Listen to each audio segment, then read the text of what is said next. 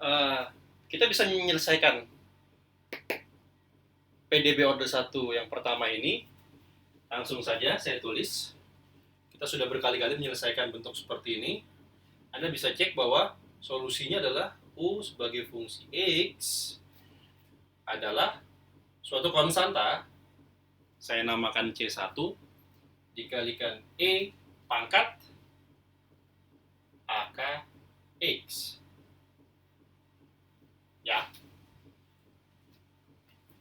Ini sama seperti ketika kita mendapatkan solusi ini. Ya kan, stepnya sama.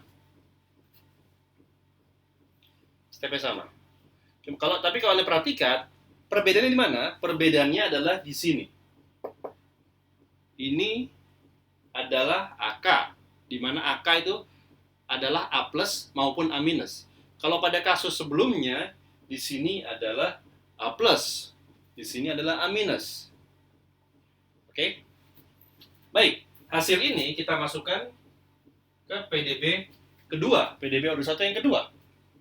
Maka saya bisa tulis D minus AK kerja pada Y itu sama dengan C1E pangkat AK X.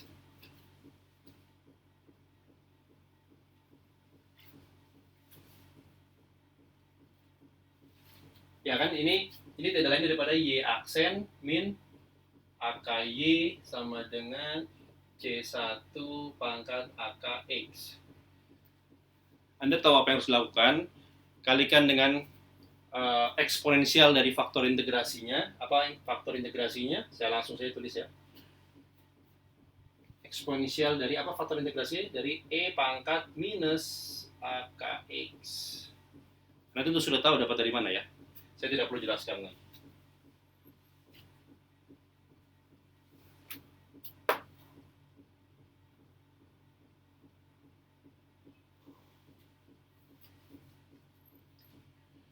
Kalau saya kalikan kedua ruas dengan ini, maka ruas kiri Anda bisa lihat bahwa ini bisa ditulis sebagai D per dx dari E pangkat minus A kx dikalikan Y, ya kan?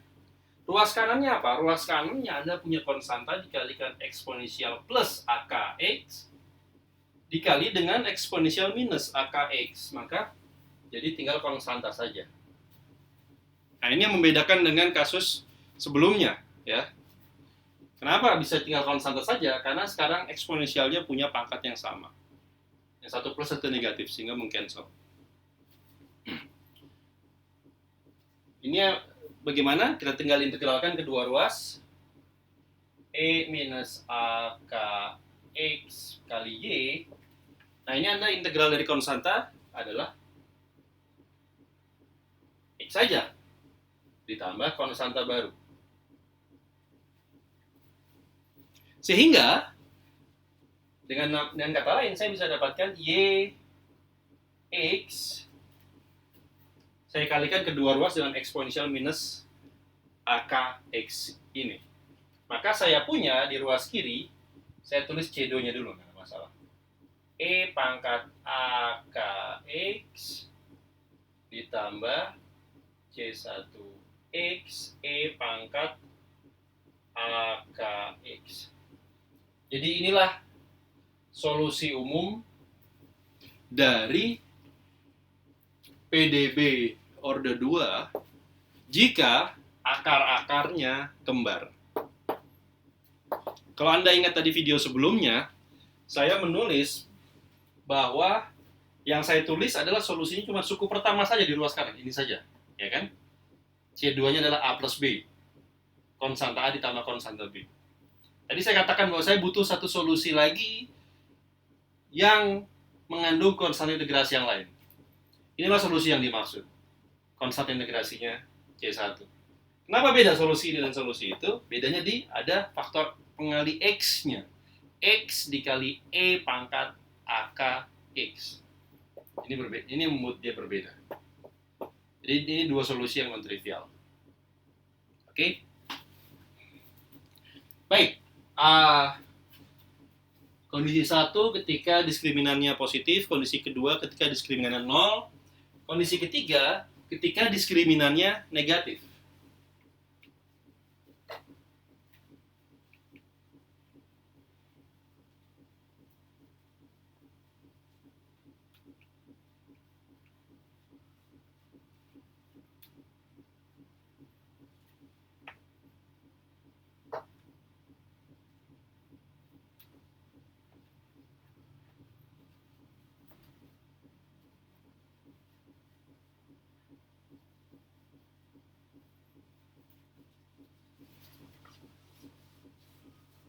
Oke. Kondisi ketiga ketika diskriminannya negatif.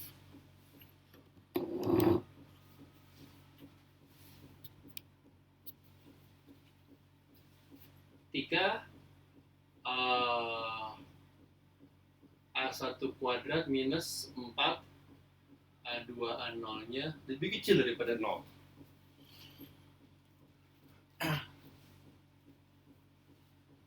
Nah, kalau saya kembali menulis akar-akarnya tadi adalah A plus dan A minus adalah minus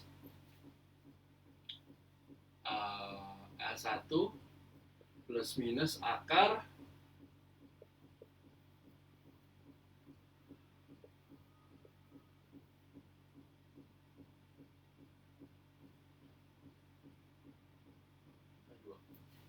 gitu ya. Nah, jelas ini akan membuat akarnya negatif. Oke. Nah, untuk memudahkan, saya akan tuliskan seperti ini.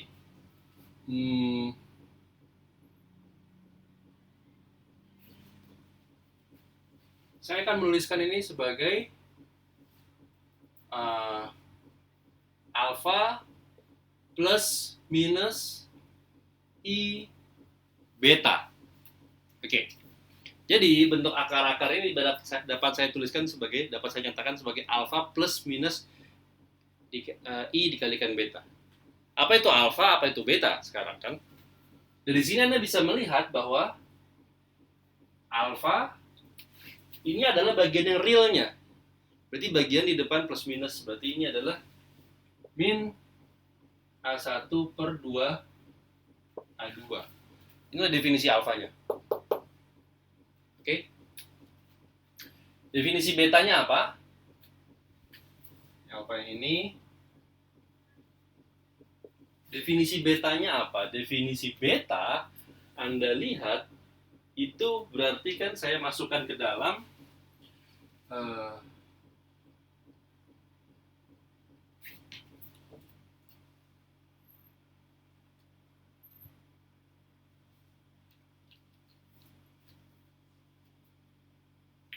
berarti ini adalah minus dari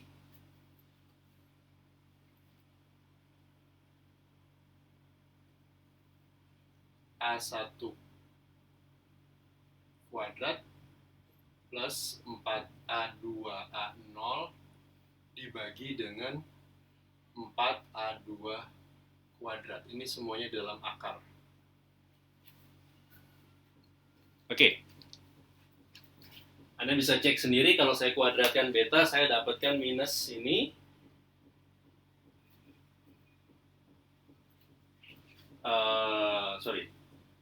Maksud saya bukan dikuadratkan. Kalau saya kalikan beta dengan I, maka saya akan dapatkan, atau I beta adalah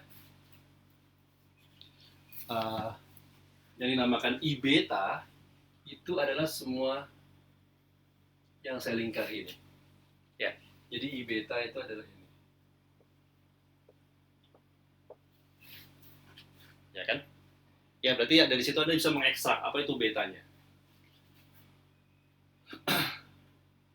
Anda lihat, kondisinya adalah bahwa kita mau A1 kuadrat dikurang 4A2 A0 itu lebih kecil daripada 0. Dengan kata lain apa? Dengan kata lain, A1 kuadrat itu lebih kecil daripada 4A2 A0. Oke?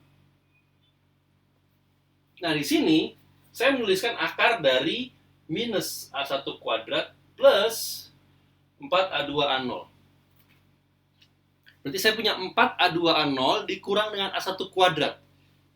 Kalau tadi dengan premis tadi bahwa 4A2A0 itu lebih besar daripada A1 kuadrat, maka pembilangnya di sini adalah positif. Ya kan? Karena ini minus sesuatu yang lebih kecil ditambahkan dengan sesuatu yang lebih besar. Positif, berarti pembilangnya positif. Penyebutnya Anda lihat 4 positif, A2 dikuadratkan pasti positif.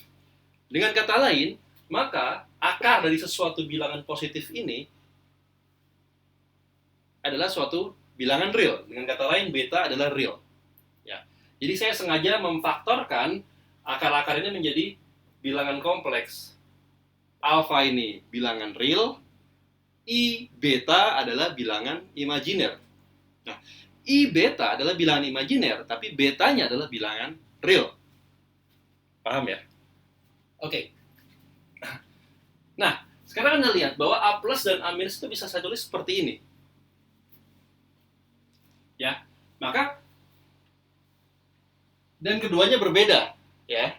A plus tidak sama dengan A minus. Sehingga kita bisa kembali gunakan solusi umum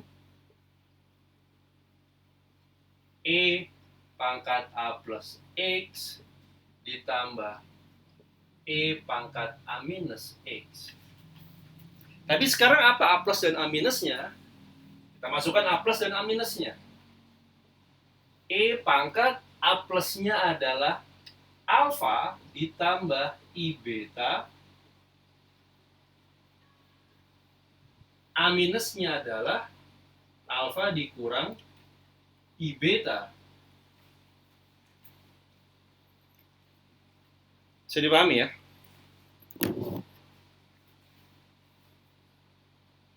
Nah, kalau Anda lihat, maka saya bisa faktorkan pangkatnya ini. Saya punya E pangkat alfa X, ya kan?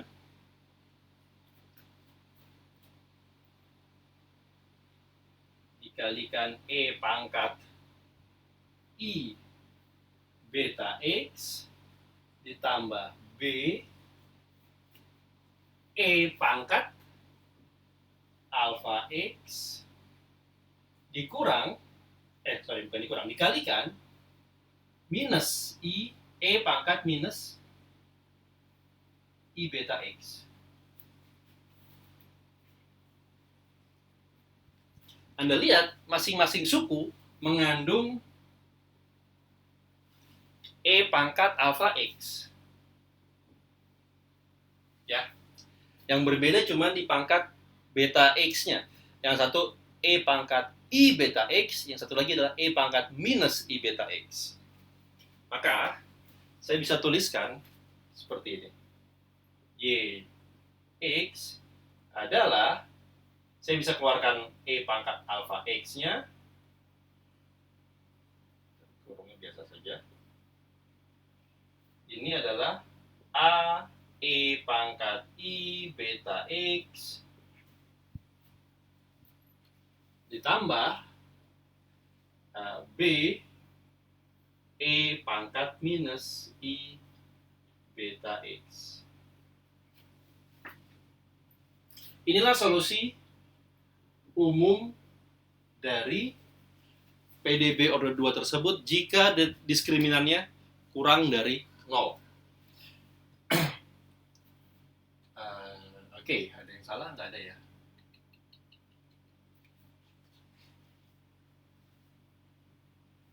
Dan kemarin kita sudah membuktikan bahwa eksponensial imajiner itu dapat kita nyatakan dalam bentuk sinus maupun kosinus.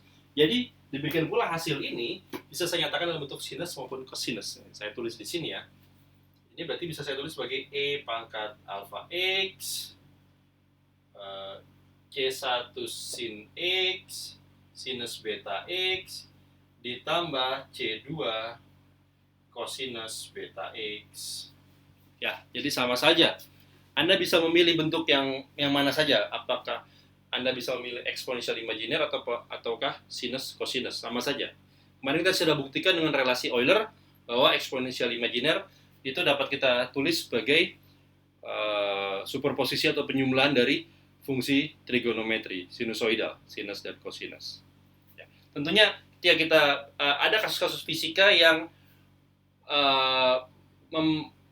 yang lebih mudah kita selesaikan atau kita tarik saripati fisisnya ketika kita gunakan fungsi sinus atau cosinus, seperti kemarin osilator harmonis ya. Ada juga kasus-kasus di fisika yang lebih baik kita gunakan bentuk eksponensial imajiner. Jadi nggak ada masalah, keduanya ekivalen. Oke, jadi dengan kata lain, di sini kita sudah mengklasifikasi 3 jenis atau 3 karakter solusi PDB order 2 homogen berdasarkan diskriminannya.